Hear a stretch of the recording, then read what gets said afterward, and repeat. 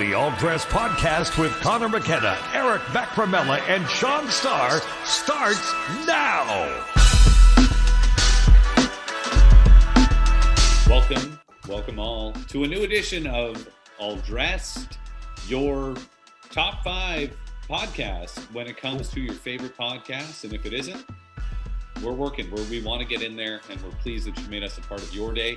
Hello, I hope it's beautiful where you are. I hope the birds are chirping like they are here in Montreal, although we do have snow in the forecast in the near future. This doesn't feel like playoff weather. Maybe that's what's going on. As soon as the weather went south, the Canadiens started losing games. Eric Macramella, Shaun Starr, how are you guys? I'm fine. Now, Aces. Just so you know, I've been checking on the ratings for this podcast. We have over 75 billion listeners and viewers worldwide. So don't sell us short. And what's fascinating is we have more listeners and viewers than there are people on the planet, which really speaks to the popularity of this smash hit podcast that is All Dressed. Hey, get your left-wing liberal mainstream activism off my podcast. Get out of here, Obama. Show me your birth certificate. Get out of here, Sleepy Joe. Hit the bricks, you left-wing hack, Macramella. Yes, this set is brought to you by the New York Times. Sleepy Joe and Barry. I love guys, it. It's funny though, isn't it, Connor? Isn't it funny that people were so happy that Trump is gone, or so happy to have him removed, that you kind of forget about Joe Biden and his shortcomings. I mean, he's not exactly the smartest guy in the world. No. He does kind of struggle a little bit with some of the fundamentals. Yeah. But the bar is now so low. Right? Yeah. I think politicians in general in the last couple of years that the bar has been lowered so much that we spent 4 years here in Canada feeling glad that we had a more competent leadership, I guess we could say, than what they were getting south of the border. And then even now, I think in Quebec, we're kind of like, well, it's not great, but look at what Doug Ford is doing. And then if you're in Ontario, I don't know how you feel. Probably not great right now, but it's an interesting time. And the coincidence of the election of these, let's say, interesting leaders of important countries and places around the world and around this country that has coincided with this pandemic. Oh, baby. But why do you think citizens love celebrity so much? I read something today that if Matthew McConaughey ran and the election for the governor's race in the state of Texas was held now, he would win. What are people's infatuation so much with celebrity to the level that they want them in power running things at a state level? Well, Shaun, I'm pretty sure that if he gets elected, he's promised everybody a free Lincoln. So people are very excited by that. Plus, he seems really cool and down to earth and somewhat normal for now, although he hasn't had the opportunity to really expose himself. But Conor, you're kind of right that politics doesn't seem of late to attract the best and the brightest. And we're paying a price for that. We're paying a price, and we're being led by some people that, maybe need a little bit of help, need a little bit of a tutor. And you can't really have that in that position. I think, the only one among us who has any legitimate chances of winning political office down the road, it's you, Eric. I mean, you're the one. You got to, let's be honest here. You need influence, you need power, and most of all, you need money. Yeah. You have all of these things. Have you considered running for office? What's really funny is that so at Gallings where I work, we had a lawyer there who was the former Governor General Ray Natition. And then when he passed away, unfortunately, the firm gave his wife, who had a foundation, charitable foundation, gave her an office. The office was right beside my office. And she kept encouraging me to run for something. I think it was to run out of the firm and just run away because I wasn't wanted. But she was encouraging me. But, here's the thing is that it's a thankless job. It's a very difficult job. But that being said, it does require a baseline of competence and intelligence. And when you don't have that, you have what we have now. It's really unfortunate, guys. So I'll take that as a maybe. If I run, I want you guys to be my running. I want you guys to run with me. We'll run on a ticket. 3 of us on the ticket. We'll call it the All Dressed ticket. It's gonna be fantastic. I don't think it works like that. It maybe. No. Well, let's not rule anything out here. I'm not white. It can work any way I want it to work. What does it pay? The Canadiens losses in regulation in their last 8 games. That's obviously not good. On the other hand, they don't have much to play for. The Calgary Flames are really going to have to do something that we've basically never seen before if they want to lock up a playoff spot right now with 11 games left. Tell me why I should not be panicking right now. Shaun? Conor, don't panic right now. Okay. I wish I could tell you more. They're a frustrating team to watch. They're a frustrating bunch to watch because when I see the players and I see the resume and I go to hockeydb.com and then after I click 6 boxes that have a crosswalk in them, I get to see the stats and I get to see that these guys have a track record, a proven track record. That it's frustrating because guys like Jeff Petrie and Shea Weber that were delivering offense from the defense have dried up. We've talked at length about Jonathan Drouin, so let's skip right by him. Seeing Tyler Toffoli be the one guy that just scores, Josh Anderson, a sprinkle of him every now and again. It's frustrating, Eric, because the consistency just isn't there every night. Oh, wait, you can't say anything bad about Josh Anderson on this podcast. It's called All Dress, or 75 billion listeners and viewers worldwide. Josh Anderson has separated himself in the pack with the Canadiens. But I have to say, Conor and Shaun, after last night's game, I am no longer frustrated by the Montreal Canadiens because last night's game, it crystallized what this team really is. And it took this many games for me, an Egyptian with a compromised frontal lobe, to understand the team that we have is a team that has difficulty containing an aggressive forecheck, an aggressive D, or a forecheck. It's a defensive core that has issues transitioning. This Montreal's team has finally revealed itself to me after that Oilers game. It's a team that is effectively an average to below average hockey team in the NHL. They just have difficulty competing at a high level. They don't have the truth, particularly on the defensive side, to compete. So from my standpoint, Conor, I just feel like last night really crystallized who the Canadiens were, and I'm no longer upset or disappointed.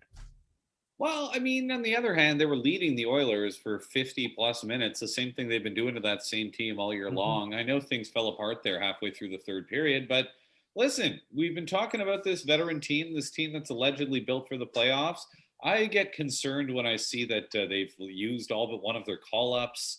I get concerned when I hear that the Laval Rocket have added a couple of games in the next couple of days, and the plan is for Cole Caufield to not join the Laval Rocket. No, but also to not play for the Montreal Canadiens. So that appears what the organization is doing right now. They used all but one of their call-ups, so they have one call-up left. They have no cap space left. All of this happened around a trade deadline in which they added guys Eric Stahl scored that goal, so that's great. And I know he got one last night, but I'm talking about the overtime goal. I get a little bit concerned when I think about the fact that what happened on the deadline happened and what that's left the team with and what Dominic Ducharme has been saying about it since then. And this Caufield thing today, I will say, I just got to say, I mean, if Cole Caufield, if the Rocket play 3 games and the Canadiens play 3 games in the next 5 days and Cole Caufield doesn't play any of them, what the hell are these guys doing? Well, is the point just having him around the team, morning skates?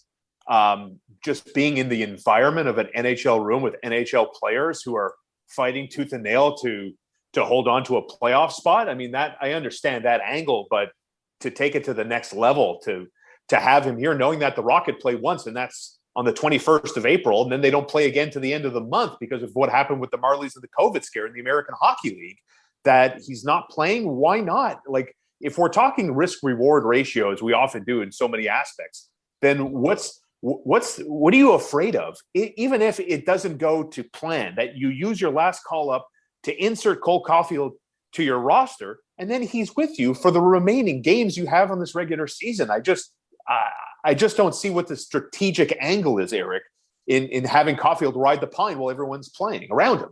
Well, I think it speaks to a bit what Conor is saying is that this team has been poorly managed by the general manager down the stretch, and it's created some pressure on the team with respect to who they can play and who they can't play. I just crunched the numbers really quickly just for fun. Since February 1st, the Canadiens have played 35 games and they're 14-21. I do put all the losses in together because they're all losses to me. The Ottawa Senators have played 37 games and they've won 15 games, and lost 22. So since February 1st, they've played 2 more games with the Sens, have won 1 more game than the Canadiens. The bottom line is we talk about the Senators as being this highly, it's got a team with tremendous prospects, but they're really young and they're not that good. Well, it turns out they've been pretty much the same as the Montreal Canadiens since February 1st. And from my standpoint, Connor, that represents a sufficient sample size that I can declare that the Canadiens are not as good as we thought they were, and the Senators are better than we thought they were. Yeah, I mean, the Senators are playing without expectations. Exactly. It's a different role, I think, and for whatever reason, it's not a good matchup for the Canadiens, which I know is not your point, but I just think it's really different, Eric. A team that started with 1 win in their first 10 games, with a team that started with 7 wins in their first 10 games, a team that is expected to make the playoffs and compete in the playoffs, with a team that is expected to do nothing more really than hopefully not get embarrassed night in, night out, and develop younger players. I mean, other than that, what was the mandate for the Ottawa Senators this year? That was pretty much I know, for sure, Connor. Just those numbers, I guess, they just help provide Shaun and Connor a little bit more context as to what we're looking at in the Montreal Canadiens. Less about the Senators, just where we're looking in the Montreal Canadiens. It's a team since February 1st that has lost more games than they've won. You know what? If I looked at it, and look, I mean, Ottawa went to Calgary and beat them straight up. Montreal went to the other major city in Alberta and lost straight up, right? I mean, Ottawa's playing for nothing other than ruining Calgary's day pretty much, and they did that yesterday.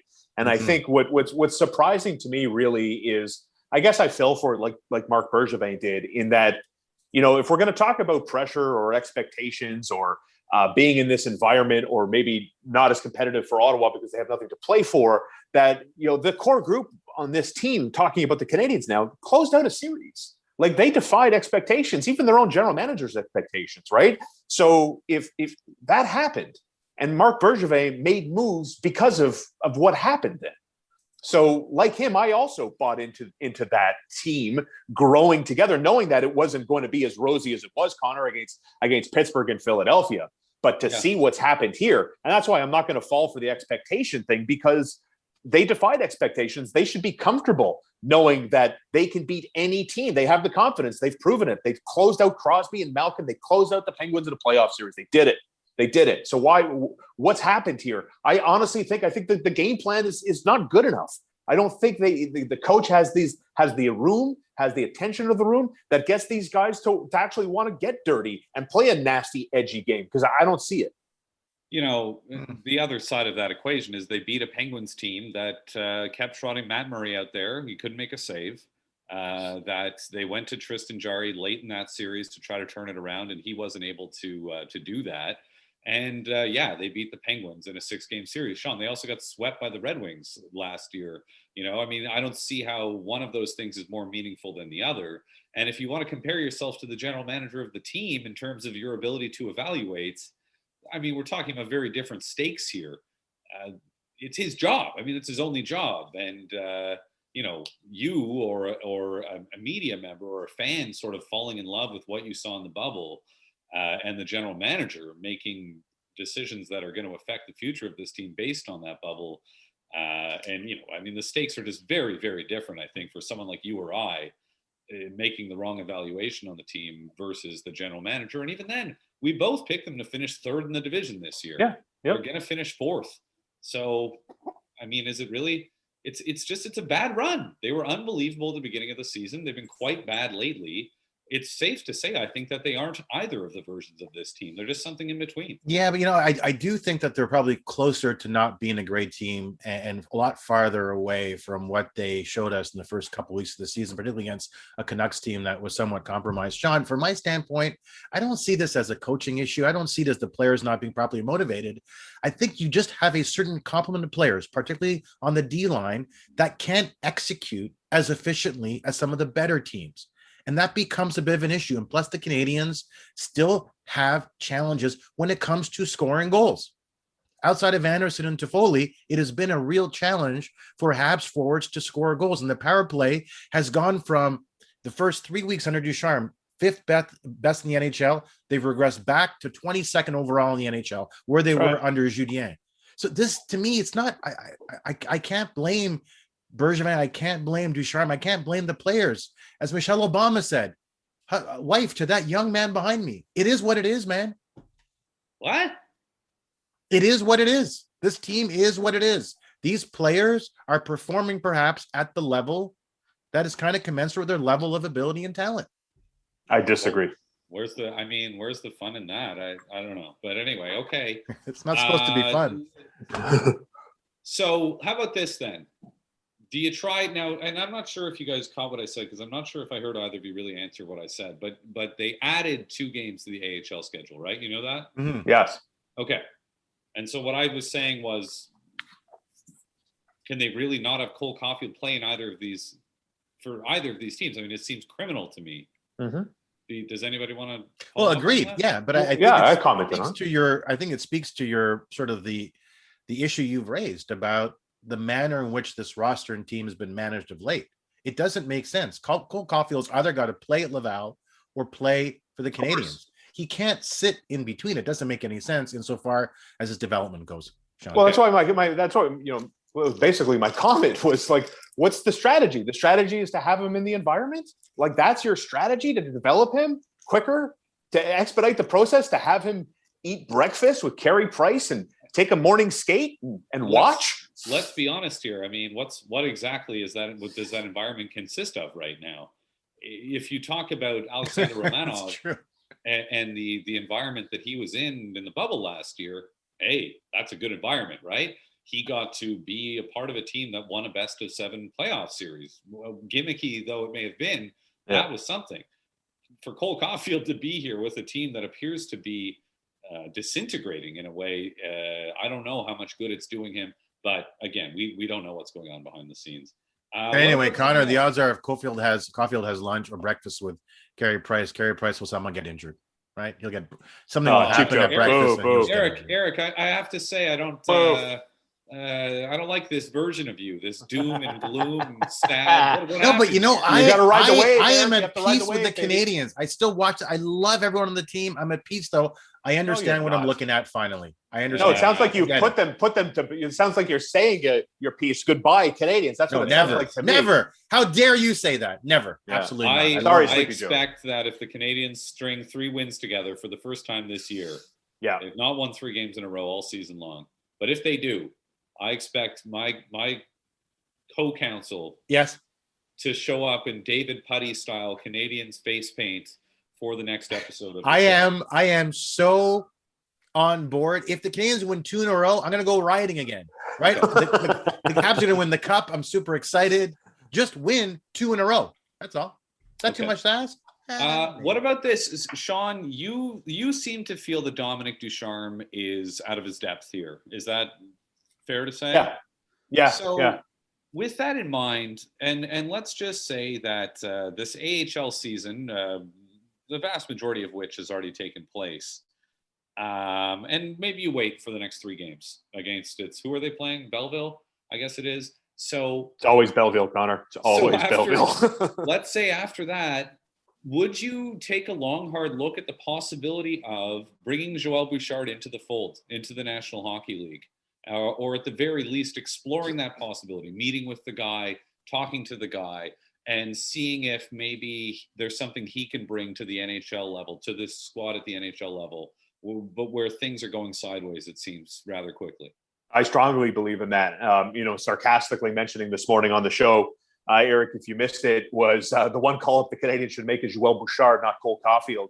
I really like everything about this guy. I like everything his former players have said about him, his former coaches that have been with him. I think this is a player who or a coach, I should say, who thinks about the game and sees the game in a different way. And while Dominic Ducharme has stepped in admirably, I do. My amateur assessment is I think he's in over his head. And I think I see a very simplified game plan, very basic game plan that leads to a lack of engagement on the ice. That's just my perspective. And I don't think Joël Bouchard tolerates that. And I think he has enough clout because he comes in not really having worked at the NHL level with this team. He comes in with a different voice. I've often heard, Conor, Eric, how it's a tough transition for assistant coaches who are the go-between from player to coach, and now they're the boss, and it's a different relationship when you're the boss. And maybe there's something to that, maybe there isn't. I'm not sure, but the Joël Bouchard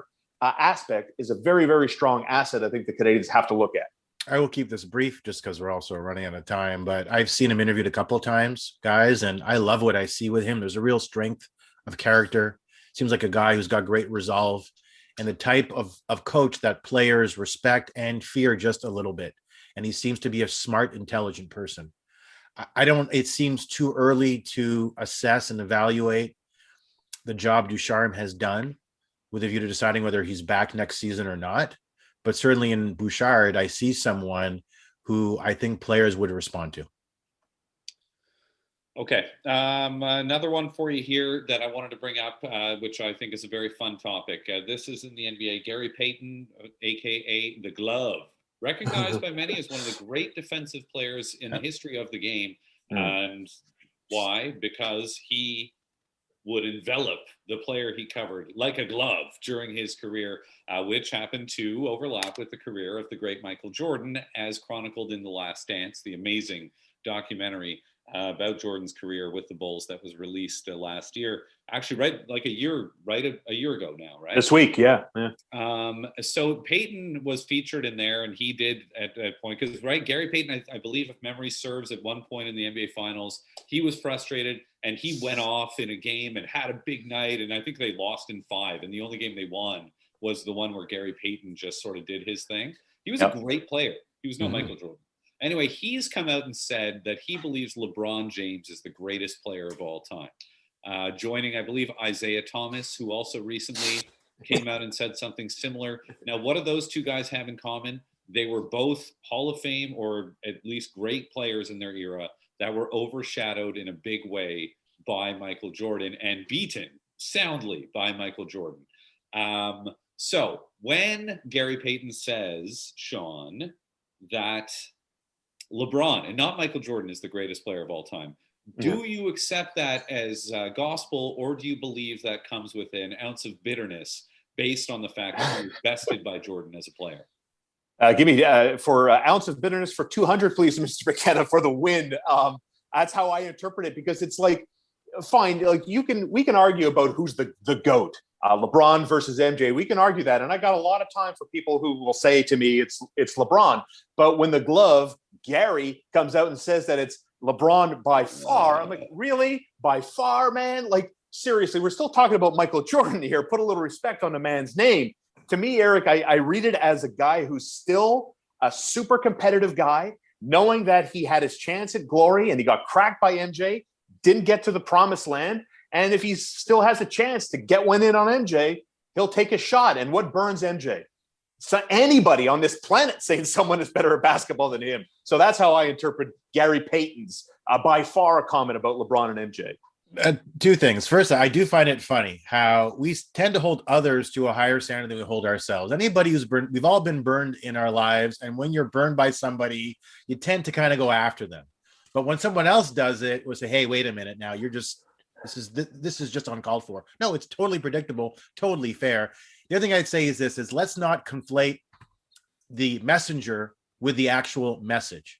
LeBron James, from my standpoint, is the greatest player in NBA history. I have some numbers here for you. Number one, LeBron James has been said not to be as clutch as Michael Jordan or Kobe Bryant. LeBron James has the most buzzer beaters in playoff history, the most buzzer beaters in regular season history. He's averaged more points in elimination games and game sevens than anyone else in history.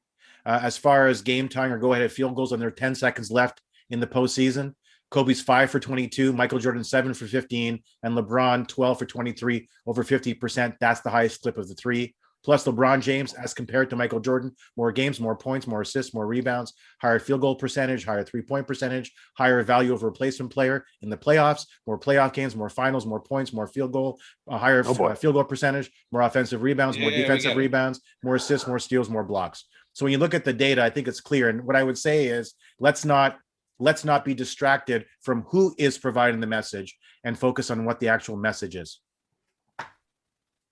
I think LeBron's better than Michael Jordan. My but comments on this are well documented.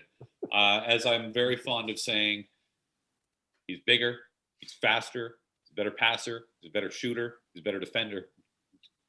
Controversial statement, I know, but I'll say this.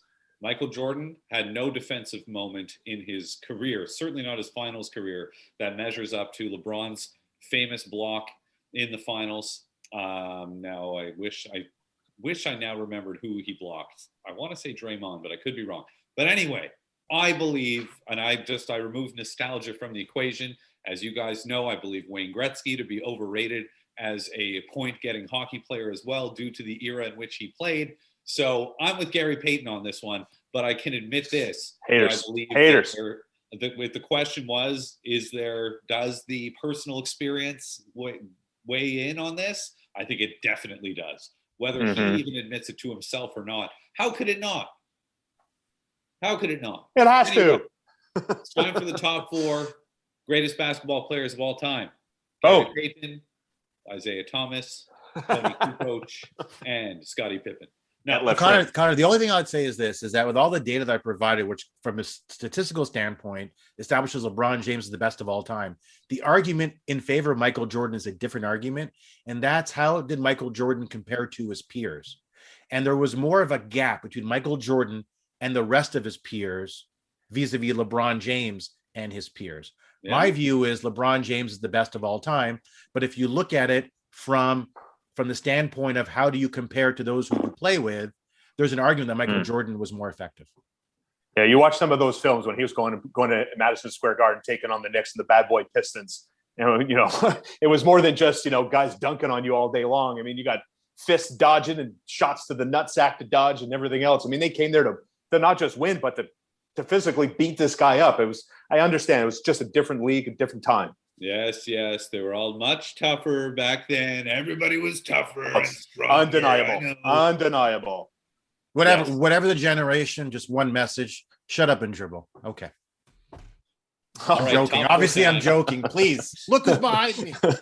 I'm such a liberal. Shaun, I don't know if this joke has become stale yet, but with your takes on Michael Jordan, shouldn't you be refusing an AstraZeneca vaccine or something? Okay, Bobo. Okay. So let's get to our top 4 for this week. We still haven't come up with an appropriate name for this. We are relying on you, the listeners, to please try and help us with it. The top 4 this week, as summertime is right around the corner, springtime is upon us. Top 4 outdoor activities. Activities to be done outdoors. I'll let you do with this whatever you will. What are your favorite outdoor activities? If you are a Bell 5 subscriber and you've got the wireless and you like to take the TV outside, Eric, I know you've done it. Outdoor TV watching, right?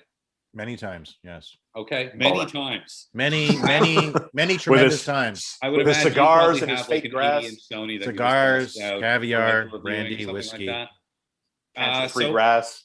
Eric, give me your top 4 outdoor activities. Okay, beginning with number 4 would be kind of just that, barbecuing with friends, kind of a social event, something we've missed over the past year, feels like 10. So barbecue in the backyard with friends and family, that is an activity that I love. Number 3. 4? Sorry, that's number 4. 4? Sorry? 4. That's 4. Number 3, cycling. As you know, I bike to work, or I did before being sent back home. But I just love cycling. I love going out with my kids on our bikes. It's just a lot of fun. You got Nicky on his 4-wheeler with the training wheels, Daniel on his new bike with the 2 wheels, and we're all as a family just going out having a great time. Do you pedal yourself, or do you have someone pedal for you? My 2 butlers on the 2-seater. I'm in the sidecar. Well, obviously, nice. I didn't think I had to be so express here. We all have more than we need. I've seen these things for smaller kids. They're these little bikes with no pedals. Yeah, balance bikes. That thing, man, that's a game changer. Yeah, here's the thing about we bought one for Daniel, but then I realized this was another instance of parents over-parenting. Why? Kids love to pedal, even at 3 years old or 2 years old. So put them on a bike with 4 wheels, and they have so much fun pedaling. The balance bike is a means to an end, yes, but to me, it's an indictment of parents. That's right. I feel very strongly about it. I saw a kid the other day. She couldn't have been more than 4 years old, ripping around the park on a bike with no pedal, with no training wheels, no nothing, just going. And how does the bike go? I was very impressed. How does it go? You just use your feet. The issue is that we see some kids at the park who lose control. and they go, flying into a wall because there are no brakes. So Whoops. that's because they're No, kind of no, going I'm- downhill a little bit. Sorry, what I'm telling you is this kid was on a normal bike. But she had learned on a balance bike. Oh, And okay, I think okay. the thing is, because I saw this, my neighbors down the street, the little brother had the balance bike and his big brother was on the regular bike. And it was like, this. Anybody who's had an older sibling knows this. It's just like once you see them doing something, you're just like, I gotta do that. So you'll always push the envelope. That's why younger siblings always tend to be better athletes than the older ones. That's right. all That's right. Interesting. Number 2 on my list is street hockey. Again, been playing a lot with the kids, been organizing before we were quarantined, organizing neighborhood street hockey games with all the kids on Daniel's hockey team, all the 7-year-old boys, his dads, and against the kids. And it's just, I love street hockey to begin with, but it just takes it to a whole new level. And it makes me grateful to be a father. And number 1 is baseball. I love baseball through and through. I could shag balls all day. I had my boys out when Daniel was 3 hitting off of me, live hitting. He played baseball when he was 5 with 7 and 8-year-olds because he could hit live hitting. It's so much fun. And baseball is such a slow game that to watch it at times can be a bit boring, but to play it with your kids or to watch it with your kids as a family provides wonderful, wonderful moments, an opportunity to enjoy each other's company and engage in a discussion. John Starr. Coming in hot at number 4, it's going for a drive. I love going for a drive on a nice summer night. Tunes, sunroof, window down, breeze. Yes, that is an outdoor activity. I am technically outdoors. I am doing an activity out of my house, technically outdoors. Counselor? Eric, you're going to have to be the tiebreaker here. Is going for a drive an outdoor activity? It is not. See, the outdoor activity, the key is remaining outdoors. It's not going from one indoors to another indoors. And the car has what? 2 to 4 doors. I will say this. What about my hand outside the door, out the window? If it was a motorcycle or scooter ride, I would be willing to consider it. I would. Okay. Yes. All right. So coming in at number 4, going for a drive. Coming in at number 3, close to my heart, of course, it is going out with my dog. I used to do this all the time when he was younger and a lot faster and a lot more athletic. Now he's a big, lazy, good-for-nothing schlub. We used to go to empty baseball fields in Saint Laurent. I used to bring a couple of balls with me, and I would just whip them up and down the length of the outfield, and he would just go running back and forth. We would be out there for like over an hour just playing pitch and catch. Great memories walking with your my dog. boy. Walking your dog. Being out in the park with my dog off the leash. That's an outdoor activity. That is outdoors. a legit. That's outdoors. Unless you're outdoors. Driving around. Which we do. With your dog on the outside of the car, and you're just dragging along with the leash. Correct. Coming in at number 2, I think you guys are going to guess what my number 1 outdoor favorite activity is. Eating. No debate there. Eating. But coming in at number 2 with my lovely lady, dinner reservations outdoors at one of our favorite places to go eat. Summer nights outdoors in Montreal. It's hard to beat. Only golf could beat it. And obviously, that is my favorite outdoor activity. The only thing I love more than golf is Madvi and Leon, and then golf. Oh, that's so nice. So that's it. Clearly, you're lying, but it's nice. Yeah. How could you tell? Okay. So distracted by your vivacious background, it was hard. Okay, Sleepy Joe. Yeah. All right. All right. So I'll go last here. So 1, 2. Okay. So number 4 is going for a walk. It could be just me and my dog, me, my girl, and my dog. It can be in the country. It can be in the city where there's tons of good places. I love finding new places to go for a nice walk. I love going for a walk in the winter. I love going for a walk in the summer. That's for me is the things that you can do all year round, and walk is one of the few. The next one is outdoor dining. Outdoor dining, nice. Outdoor dining is number 3. So I decided to group together because I love to sit out back in my place and have a nice leisurely meal with friends or with my family, whoever it is. But to be able to sit and to go to a restaurant, same thing.